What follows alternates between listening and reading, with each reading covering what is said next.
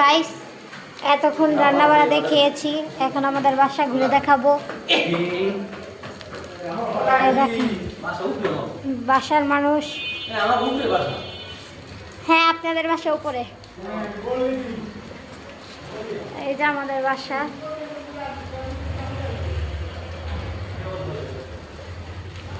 দেখেন, যারা যারা আমাদের বাসা চিনেন তারা সবাই কমেন্ট করবেন।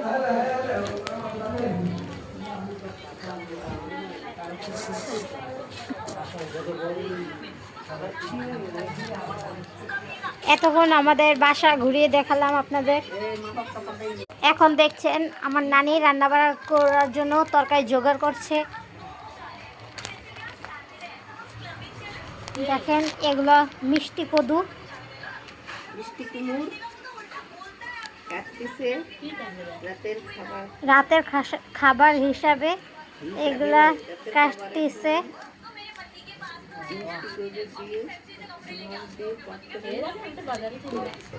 আর একজন মোবাইল টিপছে, উনি কথা বলছে, উনি টিকটক করে।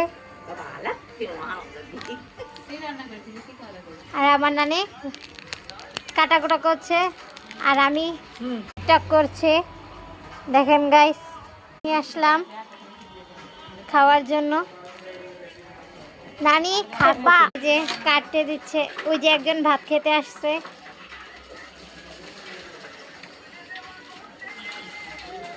ভাল লাগতেছে না রে পাখি, তুমি অর্ধেক খাও। আমার একসময় ঘুমায় গেছে, রাতের ঘুম ধরবে।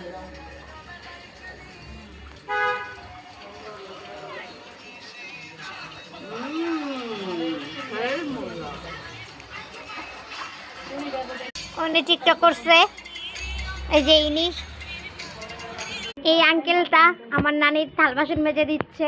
শেষ পর্যন্ত মিষ্টি কদু কাটা শেষ। এখন এগুলা এখন করলা কাটবে, মিষ্টি কুমড়া কাটা শেষ, এখন কাটবে করলা। থাল বাসন ধোয়া শেষ, এখন ব্যাগ গুছাচ্ছে। করলা কাটছে ঝুরঝুর করে।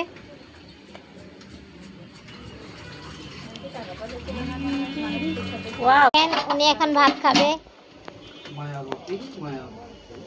তরকারি নিবে এখন।